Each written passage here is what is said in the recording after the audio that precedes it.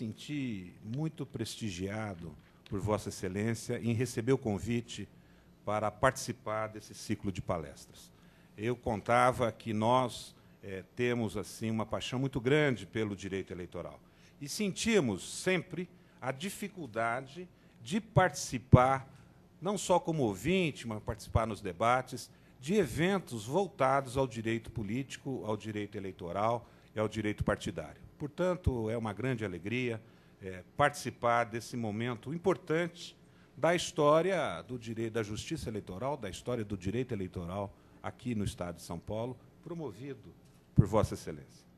Eu quero cumprimentar o professor Cláudio Lembo, ex-governador de São Paulo, a quem tenho uma grande admiração pessoal, conheço de longa data, e hoje também me sinto honrado e antecedê-lo nessa tribuna.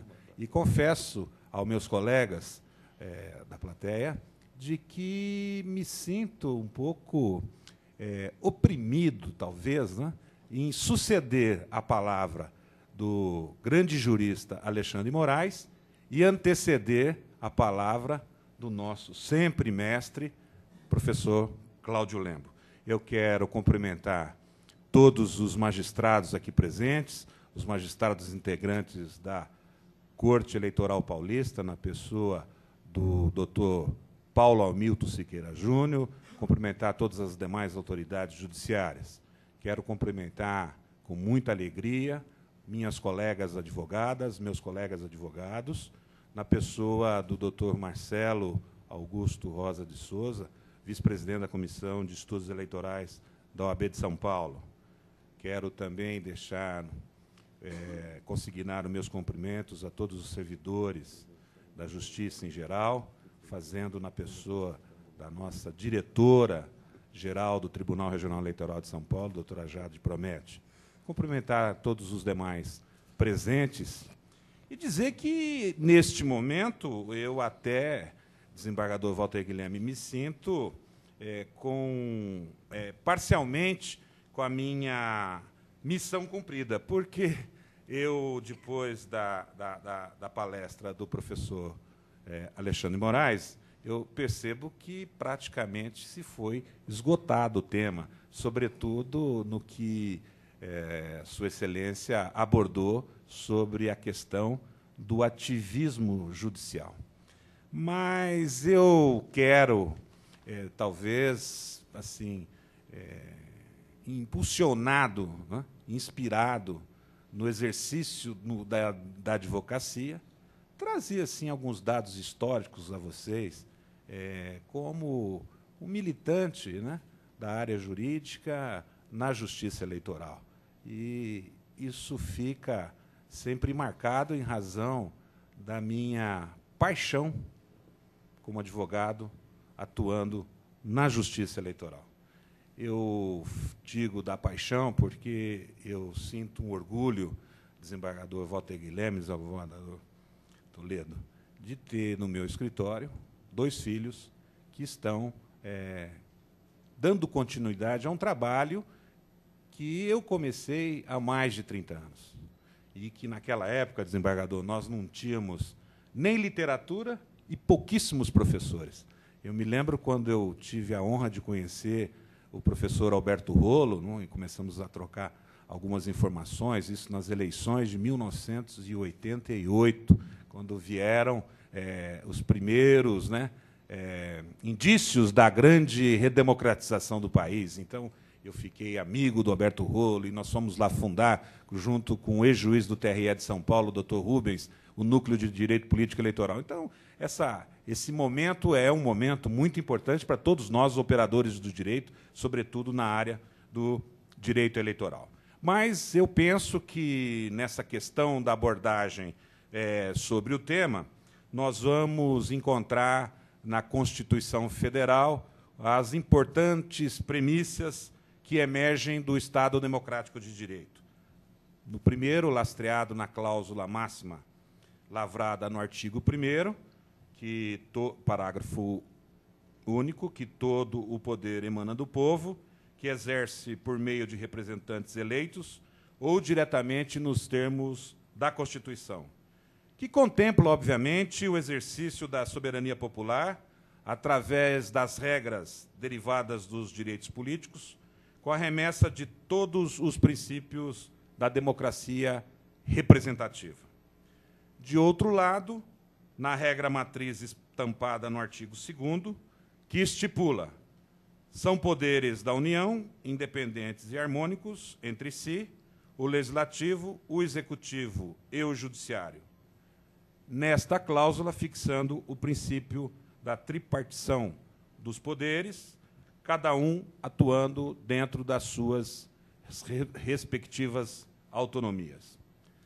Desta feita, em consonância à premissa fundamental do Estado democrático de direito, lavrado no artigo 1º, que todo o poder emana do povo, e aí se tem o brocardo de que vox populi é vox dei, encontra-se sincronizado no dispositivo o preceito estampado no artigo 14, explicitando que a soberania popular será exercida pelo sufrágio universal, pelo voto direto e secreto, com valor igual para todos.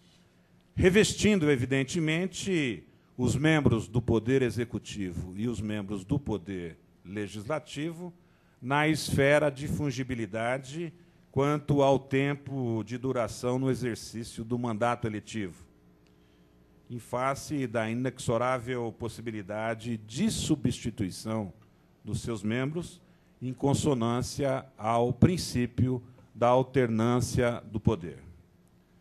Somente a título de ilustração, eu quero lembrar a posição da ministra Carmen Lúcia, em sua monografia República e Federação no Brasil, quando ela aduz de que a participação política é direito fundamental ostentada na Declaração de Direitos Humanos da Organização das Nações Unidas, que foi aprovada em Assembleia Geral em dezembro de 1948. E a ministra Carmen extrai do contexto do artigo 21 alguns parágrafos que trazem exatamente a grande ideia da democracia, do Estado democrático de direito, no primeiro parágrafo, dizendo que todo homem tem direito de tomar parte no governo do seu país, diretamente ou por intermédio de representantes livremente escolhidos. No segundo, todo homem tem igual direito de acesso ao serviço público do seu país. E no terceiro, a vontade do povo será a base da autoridade do governo. Esta vontade será expressa em eleições periódicas e legítimas, por sufrágio universal, por voto secreto, equivalente e que segure a liberdade do povo. Assim, nós verificamos neste pequeno encontro de algumas diretrizes que as funções exercidas separadamente pelos poderes organizados no Estado republicano, e aqui talvez eu vou exagerar e tentar afirmar sem muita rigidez, algumas definições de gênese acadêmica, né, quando nós podemos falar sobre as atribuições e a competência do Poder Executivo, que é incumbido de aplicar as leis e administrar os negócios jurídicos, abrangendo todas as funções do governo, transcendendo na execução da lei. Ao Poder Legislativo fica reservada a criação das normas jurídicas gerais e abstratas, com tarefas básicas de legislar e fiscalizar os atos do governo. E ao Poder Judiciário, voltado fundamentalmente para a administração da justiça, mediante a aplicação das leis, nas hipóteses de instauração dos conflitos de interesses, com a cláusula de livre acesso de todos perante a justiça. É nesta abrangência do regime democrático que nós podemos também extrair que ninguém é portador de poder sobre o eleitor, na livre escolha de seus representantes no âmbito do Estado democrático de direito. estando todos igualmente submetidos à vigência da lei, que permite a efetiva participação do povo na composição dos poderes políticos. Foi em reiteradas ocasiões, na história recente da política nacional, a existência de diversas pendências oriundas da arena política e eleitoral, que sofreram imediata intervenção da jurisdição constitucional, através do Supremo Tribunal Federal e do Poder Normativo do Tribunal Superior Eleitoral, positivando o fenômeno do ativismo judicial, em que o professor Alexandre Moraes demonstrou com muita clareza. É evidente de que, historicamente, nós temos alguns antecedentes desse fenômeno do ativismo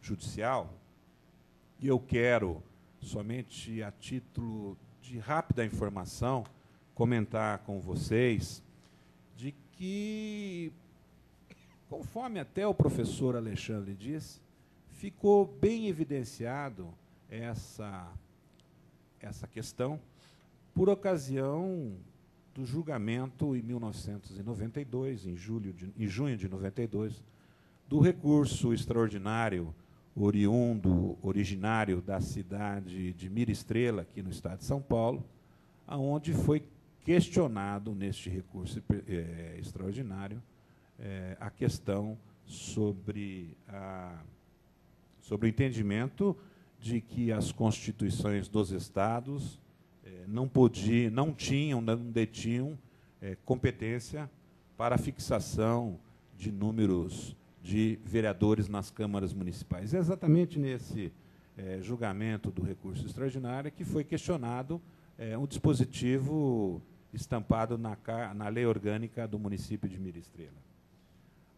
Essa questão foi abordada exaustivamente pelo relator, ministro Maurício Correia, e foi levado ao Tribunal Superior Eleitoral a expedição, né, ou a edição de uma resolução com a finalidade de fixar o número preciso de vereadores nas casas legislativas, que alterou substancialmente o quadro de composição do Legislativo Municipal, que fixou no mínimo de 9 e o máximo de 55 parlamentares. E isso tudo em razão da contingência populacional de cada cidade, passando a prevalecer a decisão, a resolução, a partir das eleições de 2004. E nós vamos lembrar, os advogados militantes na área do direito eleitoral, quanto foi tumultuada essa questão, porque nós não éramos diariamente provocados pelos nossos clientes, sobretudo os candidatos a vereadores, e após o resultado, a questão sobre a validade ou não desta resolução, e aqui culminou no entendimento na questão de que não poderia haver o questionamento da resolução do Tribunal Superior Eleitoral através do controle de constitucionalidade do Supremo Tribunal Federal. A verdade é que, naquele momento, a doutora Alexandre testemunha disso, o processo eleitoral, evidentemente, que ficou um pouco complicado em razão da ansiedade da comunidade política em saber o número exato dos vereadores que iriam compor cada um dos seus municípios.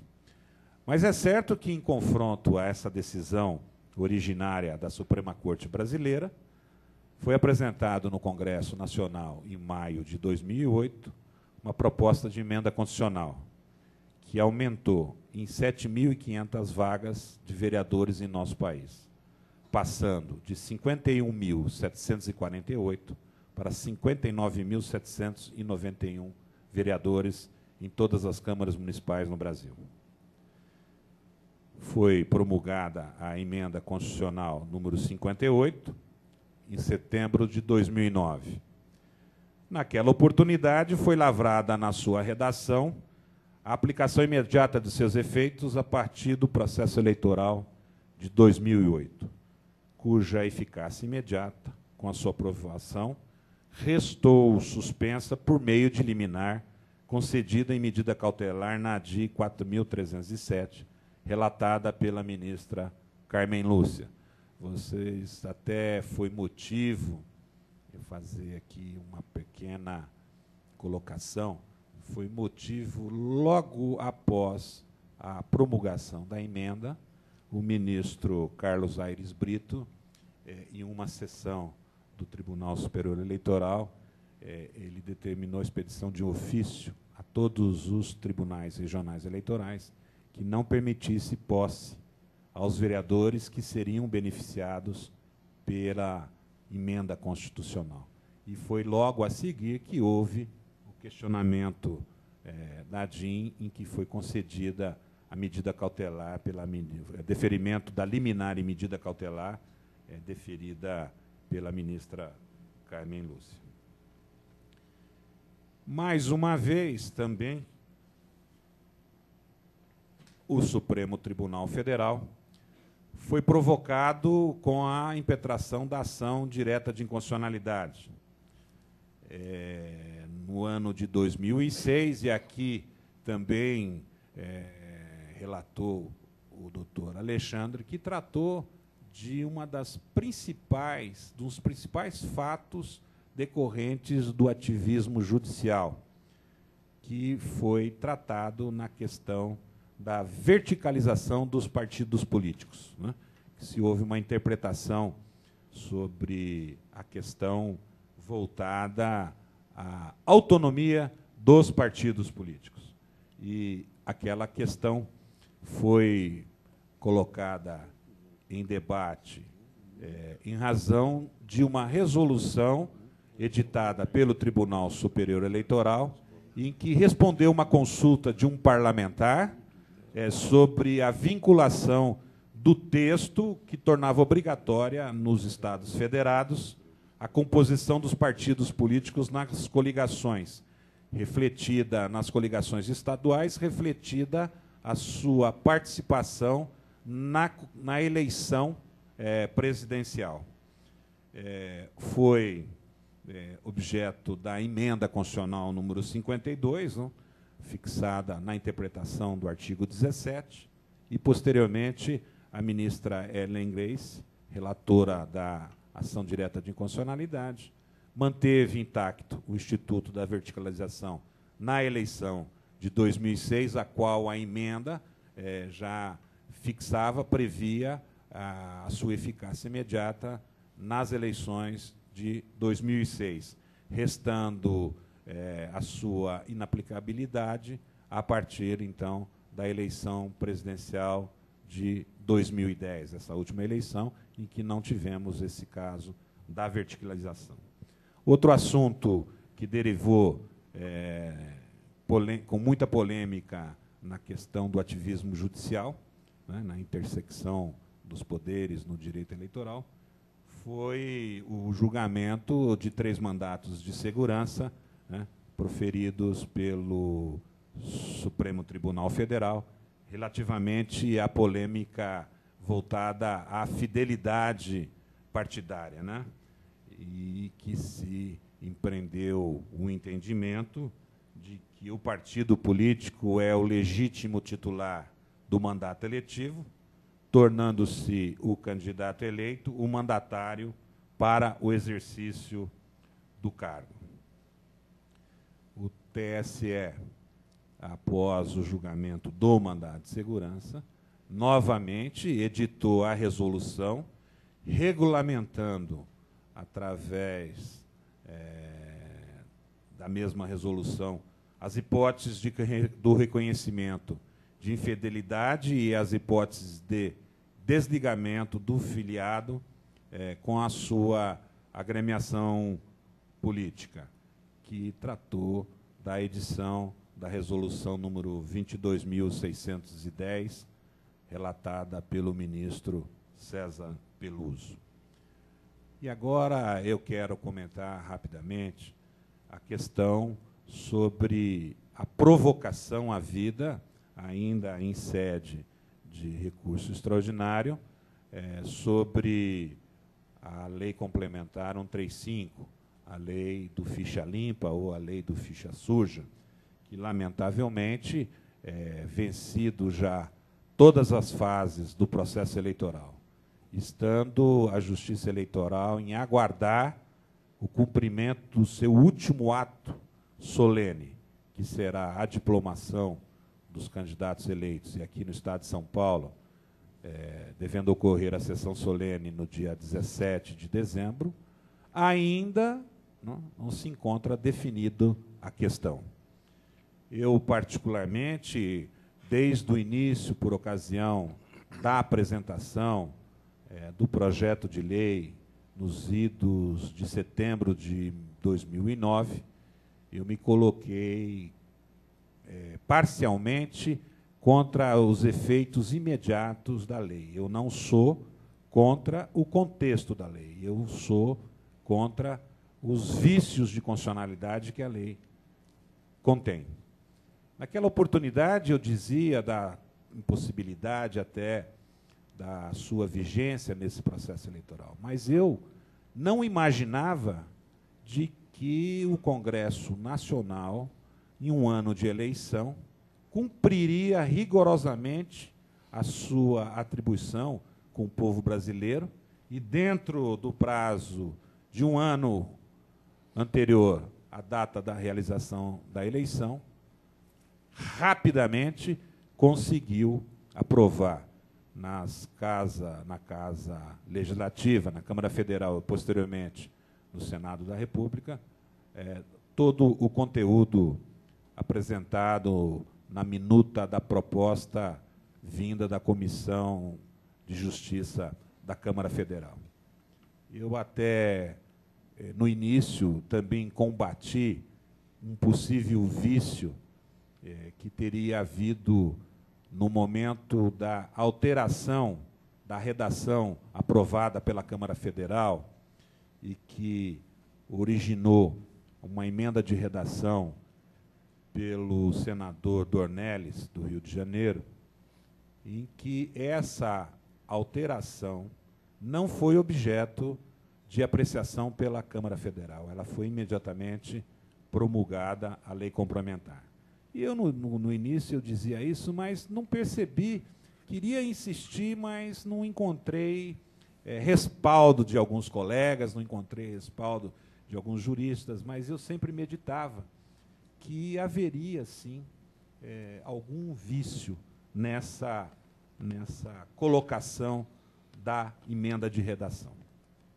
Qual foi minha surpresa, professor Cláudio Lembo? No dia do julgamento, quando o ministro César Peluso, presidindo a sessão, e tomar a palavra para fazer a declaração do seu voto, no caso do governador Joaquim Roriz, ele, em primeiro tópico, ele aborda essa questão desse vício, que não teria sido referendado a emenda pela Câmara Federal.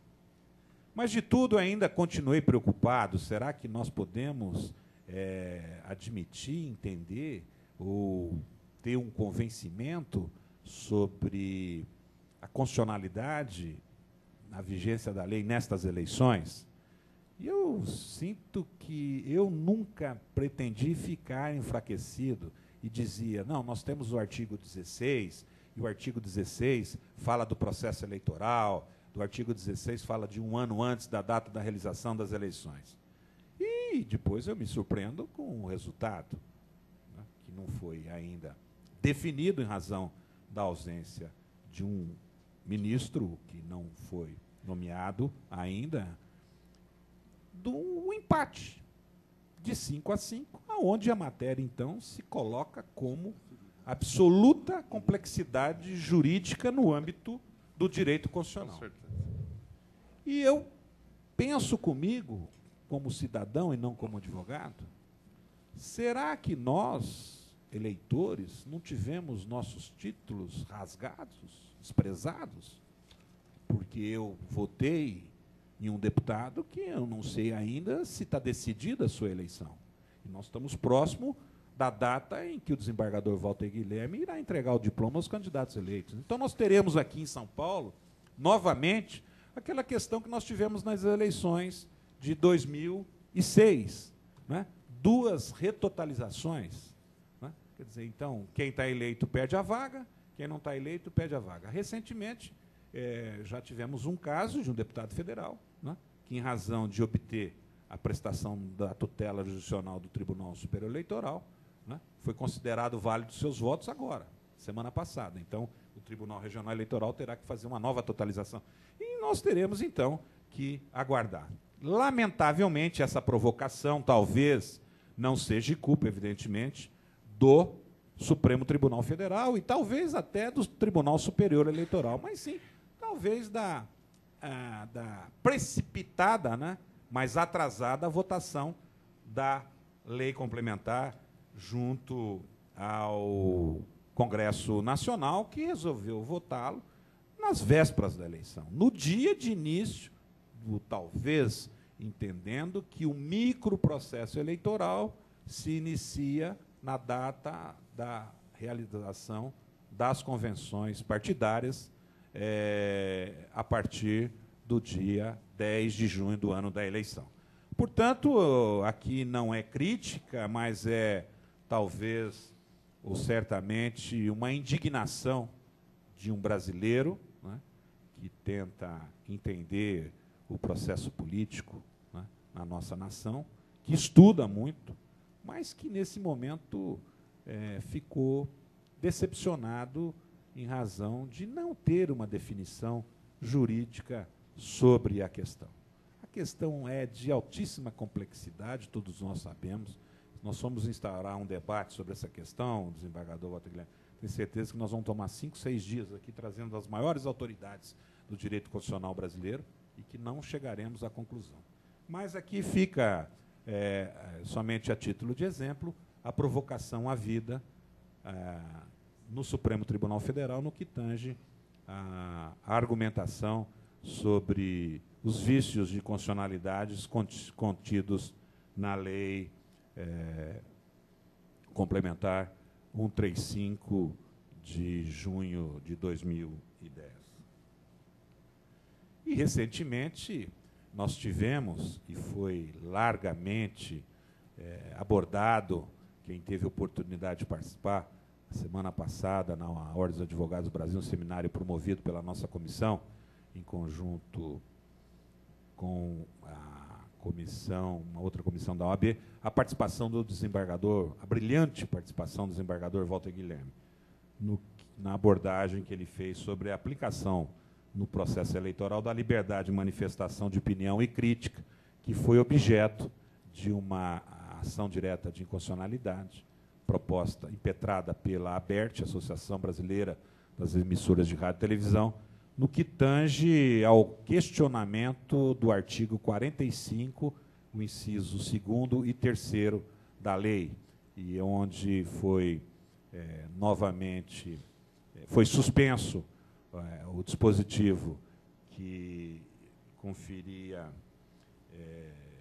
a vedação de utilização de técnicas de truncagem ou montagem por meios eletrônicos em promoções críticas, né?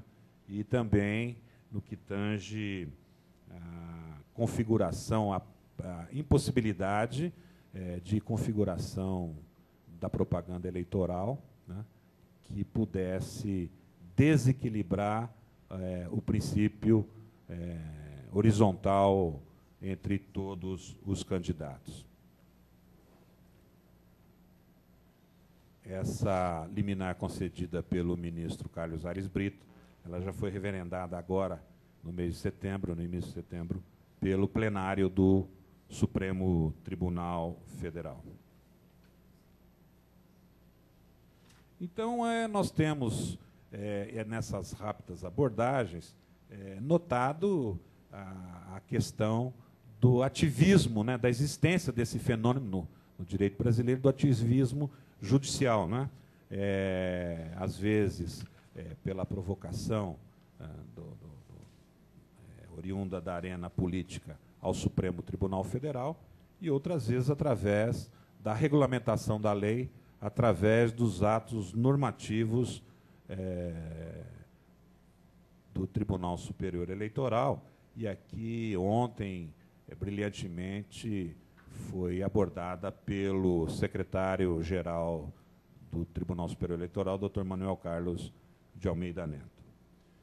Portanto, fica demonstrado claramente a vocação do Supremo Tribunal Federal em buscar a solução das crises políticas e eleitorais no âmbito da jurisdição constitucional, ampliando substancialmente o controle do poder como instância decisória final, verificando-se a judicialização das questões oriundas da arena política, principalmente com maior incidência nos anos da realização de eleições.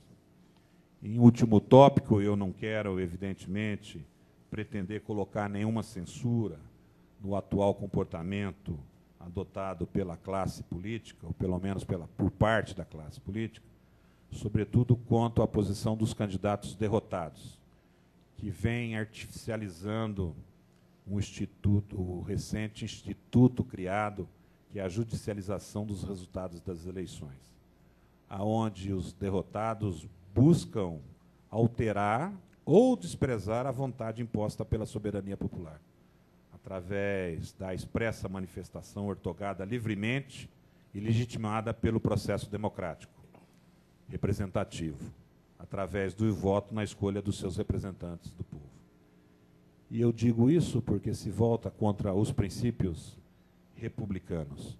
E sempre o candidato eleito, utilizando da gratuidade dos atos da justiça eleitoral, escorado na hipótese da isenção, a condenação no ônus da sucumbência, muitas vezes promove, né, a propositura de várias demandas sempre firmadas num único fato. E que isso nós temos visto com constância aqui no Tribunal Regional Eleitoral, não obstante o Tribunal Superior ter um posicionamento totalmente contrário, né, afirmando que a AIGE, a AIME e o recurso contra a expedição de diploma são medidas autônomas em que cada uma delas tem os seus destinos judiciais. Eu penso que aquela ideia do ministro Caputo Bastos, também refletida com muita propriedade pelo juiz Paulo Lucon, seja certamente uma posição que trará um resultado positivo na uniformização das medidas, né? Então, se caça o registro ou diploma na AIGE, não é? Naquela fase, nas hipóteses da Lei Complementar 64, se caça registro se caça o diploma no recurso contra a expedição de diploma e se caça o mandato na ação de impugnação de mandato eletivo. Portanto, essa é uma crítica que eu vejo que a Justiça Eleitoral, ao estabelecer os seus princípios, né, de celeridade nos processos para atender à demanda, né, nós temos assistido que alguma dessas medidas, evidentemente, sobrecarrega o judiciário eleitoral. E penso que servirá, evidentemente, de ideia para o nosso um dos nossos ilustres representantes na comissão dos juristas formado pelo Senado Federal para estudar a reforma do Código Eleitoral, a apreciação dessa matéria para poder impedir, né, que haja efetivamente a judicialização dos resultados das eleições, sobretudo numa apreciação mais persecutória no que tange à condenação, né, da litigância de má-fé na propositura de ações temerárias, e já temos, né, bem claro no dispositivo da Lei Complementar 6490. Eu penso que essa abordagem é rápida, mas pretendi trazer uma ideia, uma noção sobre a questão voltada do ativismo judicial, né, como o tema principal, a intersecção dos três poderes no direito eleitoral. Mais uma vez, eu quero agradecer a direção da Escola Paulista de Magistratura, de um modo muito especial ao desembargador Walter de Almeida Guilherme, presidente do Tribunal Regional Eleitoral de São Paulo e diretor da nossa querida Escola Judiciária Eleitoral Paulista. Agradecer, sobretudo, a atenção de todos vocês.